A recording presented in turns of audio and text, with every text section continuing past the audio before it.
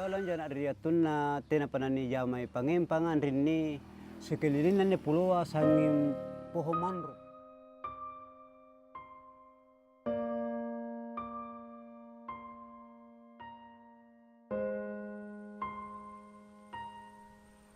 Indonesia memiliki lebih dari 3 juta hektar luasan ekosistem mangrove yang tumbuh di sepanjang pesisir Indonesia. Di antaranya berada di Pulau Tanah Keke. Kurang dari 3 dekade terakhir, Tanah Keke kehilangan 70% luasan hutan mangrove-nya. Ya, secara umum, kondisi ekosistem mangrove di Tanah Keke itu mengalami banyak perubahan. Data yang didapatkan dari Blue Forest, luasan hutan mangrove di Tanah Keke sebelumnya itu adalah 1.700 hektar. Namun adanya peruntukan perubahan lahan tambak sehingga luasan itu berkurang menjadi 500 hektar. Akibat dari kegiatan ini, fungsi fisik dan fungsi ekologis dari ekosistem mangrove itu telah hilang.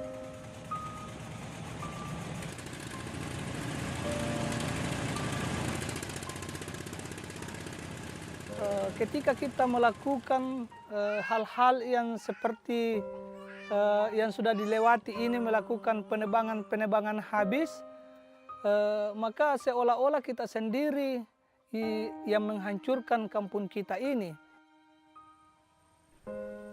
Ekosistem mangrove berperan sebagai pelindung bagi pulau, tempat hidup biota laut, dan sumber mata pencaharian bagi masyarakat pesisir. Oleh karena itu, menurunnya kondisi ekosistem mangrove menyebabkan keadaan ekonomi masyarakat kian sulit. Meskipun sudah muncul mata pencarian lain, akan tetapi ketika sumber daya alam sendiri dalam artian mangrove tidak diperbaiki ekosistemnya atau tidak pulih kembali, itu tetap tidak akan terjadi keseimbangan alam di Tanah Keke.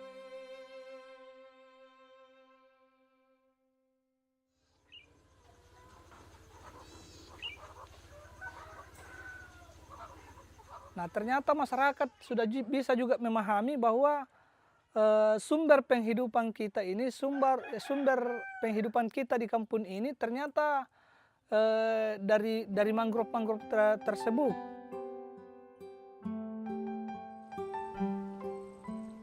Menyadari pentingnya peran mangrove mendorong masyarakat untuk melakukan rehabilitasi, dengan harapan pulihnya ekosistem ini membawa kebaikan di Tanah Keke.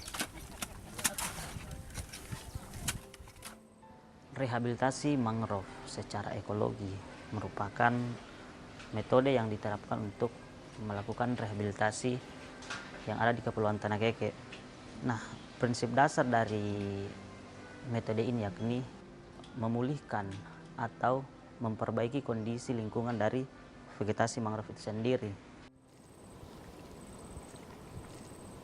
Sebanyak 114 orang pemilik lahan tambak dari 4 dusun di Tanah Keke yang mengizinkan lahan tambaknya direhabilitasi, dengan total jumlah luasan rehabilitasi sebanyak 139 hektar.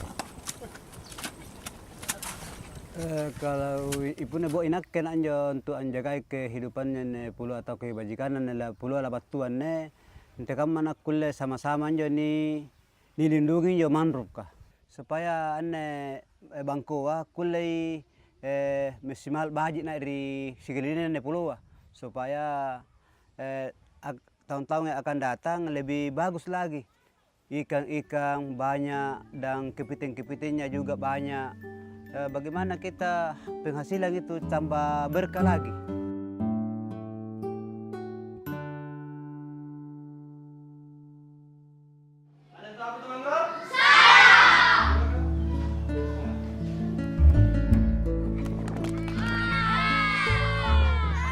Seperti inilah suasana belajar yang menyenangkan.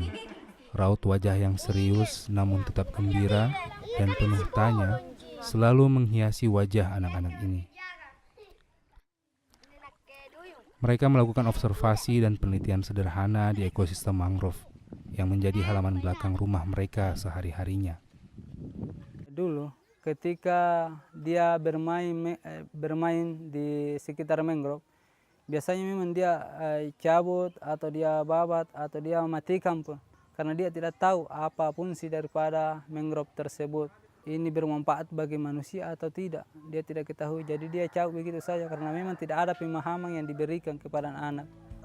Kegiatan ini bertujuan mengajarkan kepada siswa-siswa sejak dini mengenai pentingnya melestarikan lingkungan hidup, terutama untuk mangrove dan padang lamun. Kita mau cari jenis-jenis lamun yang ada di gambar ini.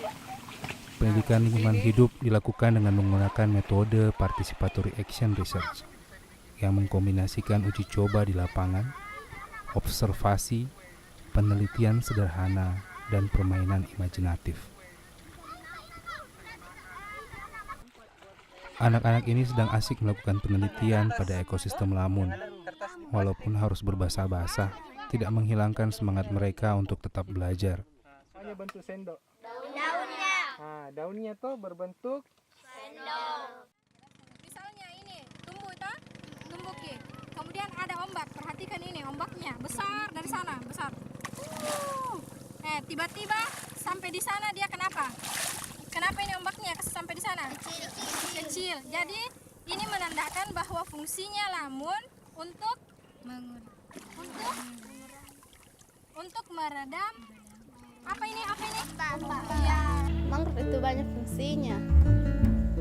Fungsi dapat meredam ombak atau menahan dan tempat hidupnya biota laut. Kondisi ekosistem mangrove dan lamun yang kritis menjadi perhatian dalam kurikulum pendidikan lingkungan hidup yang diikuti oleh lebih dari 100 siswa dan puluhan guru.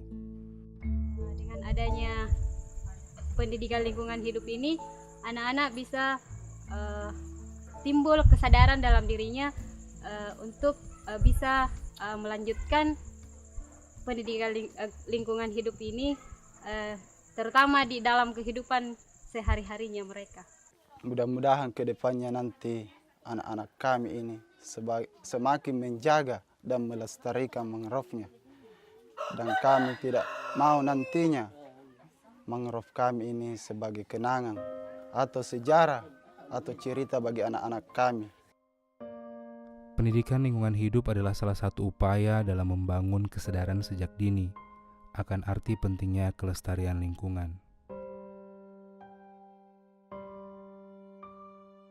Proses rehabilitasi ekosistem mangrove perlu waktu yang lama dan peran semua pihak.